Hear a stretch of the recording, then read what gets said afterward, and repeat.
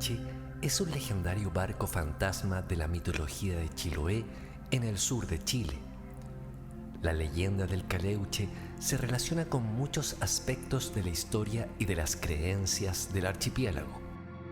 Hay distintas versiones sobre la historia del Caleuche, desde que es un barco mágico que recoge muertos de las aguas y les da una nueva vida, pasando por un barco recolector de marinos y transformándolos en esclavos malditos por toda la eternidad, hasta que el Caleuche sería un ser creado y dotado de conciencia con un comportamiento maligno y vengativo. La versión de este relato corresponde a Carlos Ducci Claro, del libro Leyendas Chilenas, impreso en el año 1981. Producción, edición y relato por Pablo de Sila.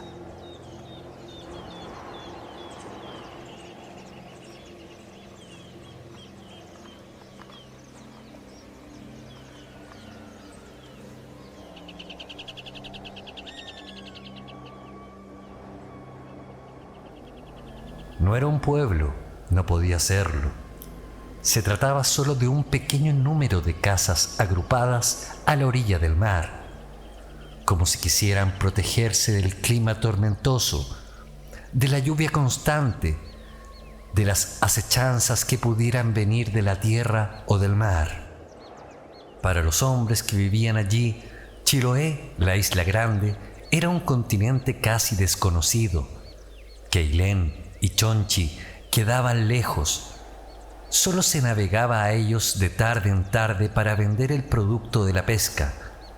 Castro aparecía como una ciudad remota.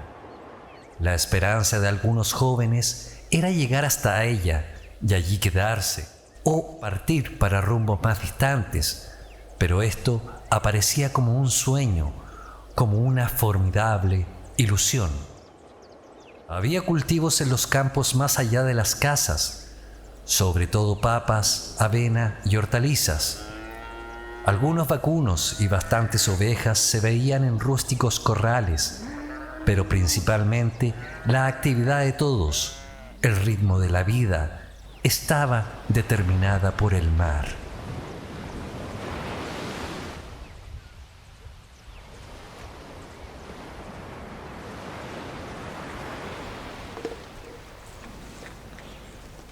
Las mujeres hilaban ellas mismas la lana y tejían frazadas y ponchos, mantas y chopinos. De tiempo en tiempo, las piezas que no eran necesarias para el uso del poblado eran vendidas en Chonchi o a las lanchas que pasaban a comprar la pesca. Esto era fácil, pues se trataba de tejidos refinados, bellamente realizados. Pero este era un trabajo de las horas libres. En cambio, casi diariamente, sobre todo con la marea baja, las mujeres salían con los niños a recoger mariscos en la costa. Provistos, mujeres y niños, de un canasto circular de mimbre, caminaban a lo largo de las playas y los roqueríos buscando cholgas, almejas, choritos, erizos y también jaivas. Desgraciadamente no había ostras como en otras partes de la isla. Con los canastos llenos volvían horas después, caminando lentamente hacia las casas.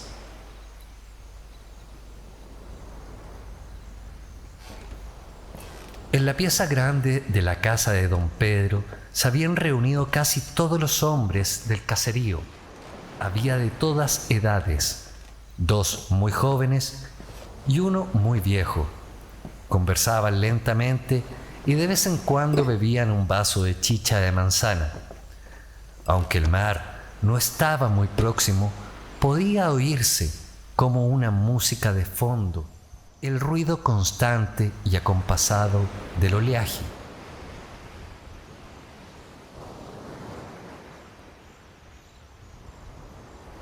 El tema de su charla era la próxima faena.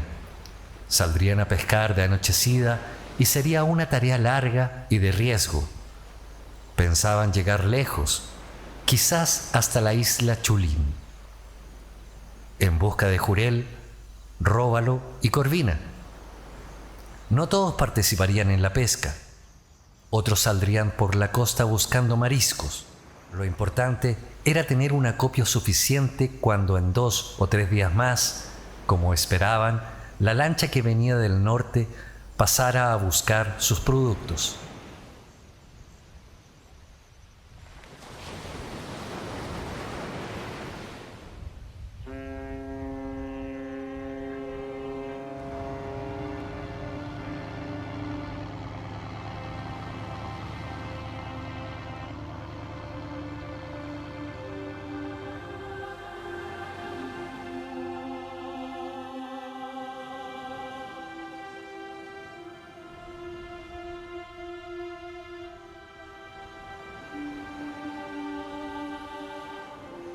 Deseaban salir porque la pesca sería buena. Durante la noche anterior estaban seguros de haber visto a la bella Pincoya, que, saliendo de las aguas con su maravilloso traje de algas, había bailado frenéticamente en la playa mirando hacia el mar. A la mañana siguiente se habían encontrado mariscos dejados por ella en la arena. Todo esto presagiaba una pesca abundante y los hombres estaban contentos.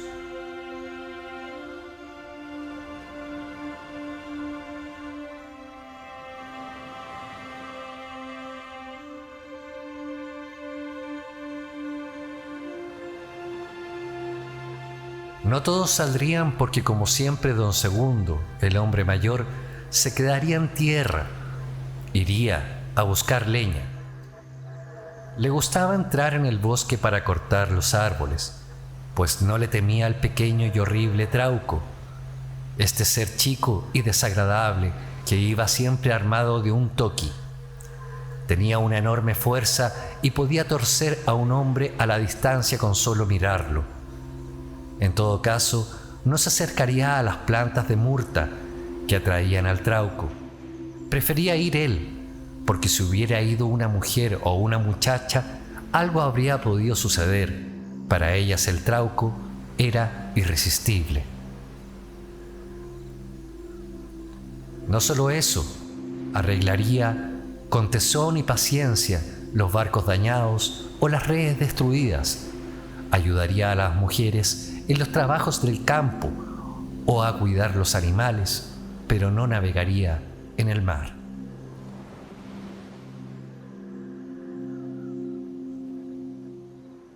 Uno de los jóvenes le preguntó: «Usted, don Segundo, ¿por qué no se embarca? Usted conoce más que cualquiera las variaciones del tiempo, el ritmo de las mareas, los cambios del viento, y no entiendo por qué siempre se queda en tierra». Se hizo un silencio. Todos miraron al joven, extrañados de su insolencia, y el mismo joven, abismado de su osadía, inclinó silencioso la cabeza sin explicarse por qué se había atrevido a preguntar. Don Segundo, sin embargo, parecía perdido en un ensueño y contestó casi automáticamente: «Porque yo he visto el Caleuche». Dicho esto, pareció salir de su ensueño y, ante la mirada interrogante de todos, exclamó: «Algún día les contaré».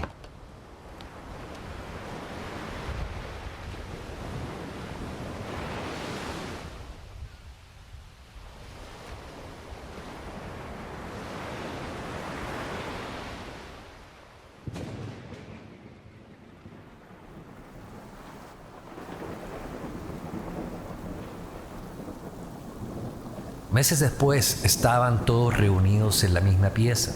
Era de noche y nadie había podido salir a pescar. Llovía en forma feroz, como si toda el agua del mundo cayera sobre aquella casa. El viento huracanado parecía querer arrancar las tejas del techo y las paredes.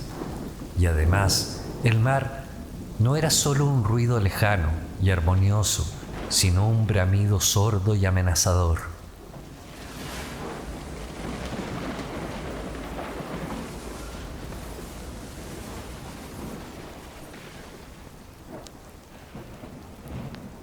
El fogón encendido daba calor a los hombres, pero no hacía olvidar el ruido de la lluvia y el silbar de la tormenta. No conseguía disipar esa sensación mágica de que en aquella noche andaban sueltos todos los seres fantasmagóricos. A la distancia sonó prolongadamente un soplido lejano y un estruendo en la costa, como de un barranco al hundirse, y uno exclamó: Debe ser un camahueto llegando hasta el mar. Todos pensaron de inmediato en el monstruo grande como un ternero, con un solo cuerno en medio de la frente, con cuyas raspaduras se fabrica una pócima que da una fuerza excepcional. El camahueto se cría en las lagunas y en los pantanos, y después de desarrollarse durante muchos años, una noche se dirige con ímpetu incontenible hacia el mar.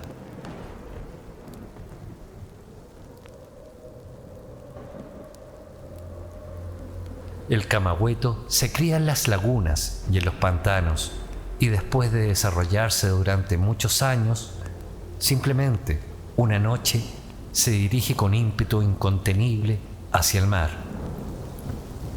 No era una noche tranquila. La luz vacilante del mechero proyectaba sombras cambiantes y los hombres permanecían silenciosos. Don Segundo habló de improviso y dijo: Ahora les contaré. Su relato, contenido durante muchos años, cobró una realidad mágica para los que le escuchaban curiosos y atemorizados.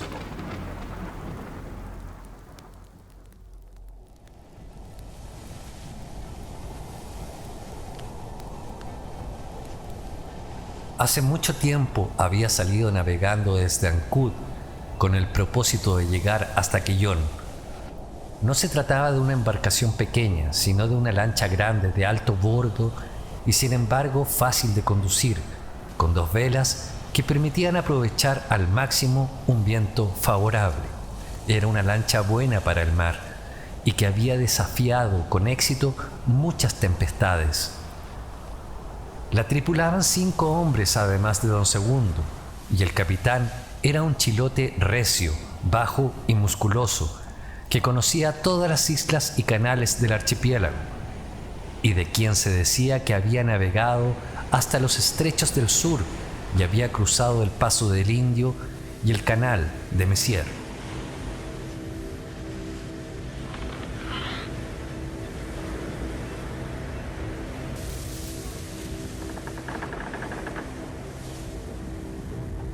La segunda noche de navegación se desató la tempestad, peor que la de ahora, dijo Don Segundo. Era una noche negra en que el cielo y el mar se confundían, en que el viento huracanado levantaba el mar y en que los marineros, aterrorizados, usaban los remos para tratar de dirigir la lancha y embestir de frente a las olas enfurecidas.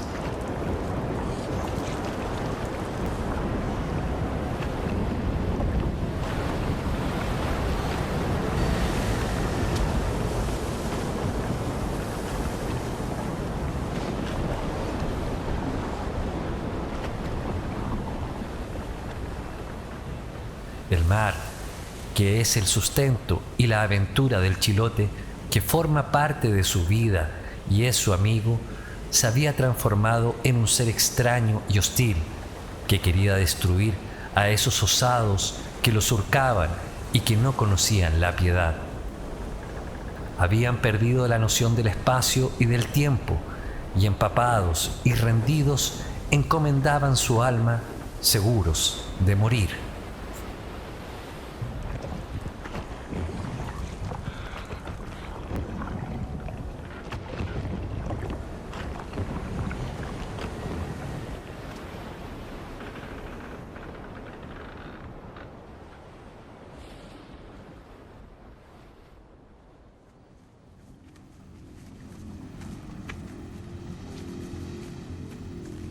No obstante, la tormenta pareció calmarse y divisaron a lo lejos una luz que avanzaba sobre las aguas.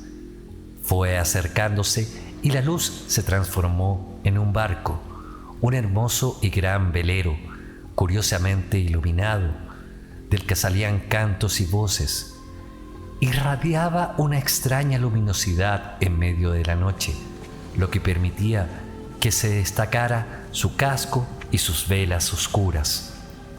Si no fuera por su velamén, si no fuera por los cantos, habría dicho un inmenso monstruo marino. Al verlo acercarse, los marinos gritaron alborozados, pues no obstante, lo irreal de su presencia parecía un refugio tangible frente a la cierta y constante amenaza del mar. El capitán no participó de esa alegría, lo vieron santiguarse y mortalmente pálido exclamó: No es la salvación, es el Caleuche. Nuestros huesos, como los de todos los que lo han visto, estarán esta noche en el fondo del mar.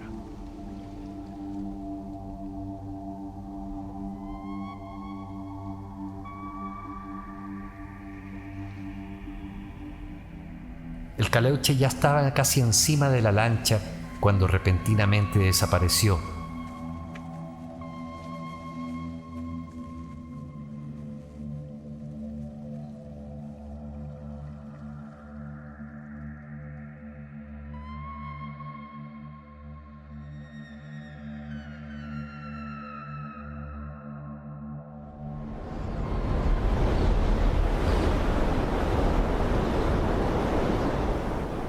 Se fue la luz y volvió la densa sombra en que se confundía el cielo y el agua.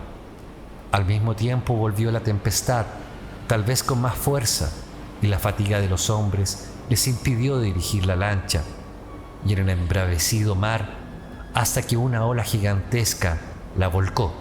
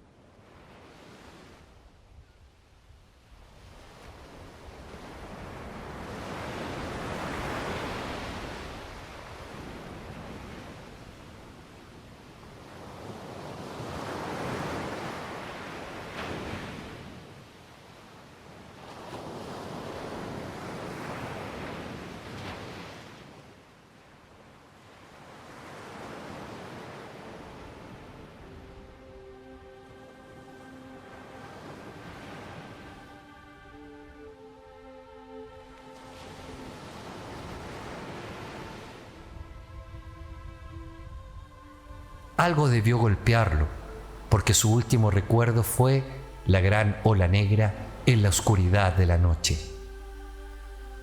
Despertó arrojado en una playa en que gente bondadosa y extraña trataba de reanimarle. Dijo que había naufragado y contó todo respecto del viaje y la tempestad, menos las circunstancias del naufragio y la visión del Caleuche.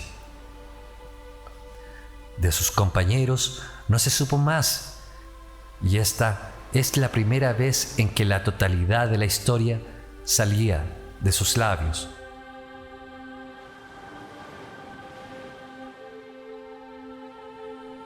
Todos quedaron silenciosos y pareció que entre el ruido de la lluvia y el viento se escuchaba más intenso el bramido de las olas. No obstante, La creencia de don Segundo de que la visión del Caleuche significa una muerte segura, hay personas en la Isla Grande que afirman que han visto o conocido a alguien que vio al Caleuche. Tal vez solo lo hicieron desde la costa y no navegando. En todo caso, los que navegan entre las islas del archipiélago durante la noche lo hacen con el profundo temor de divisar el hermoso y negro barco iluminado. Este puede aparecer en cualquier momento, pues navega en la superficie o bajo el agua. De él surgen música y canciones. Entonces la muerte estará muy cerca y el naufragio será inevitable. Los que no parezcan pasarán a formar parte de la tripulación del barco fantasma del Caleuche.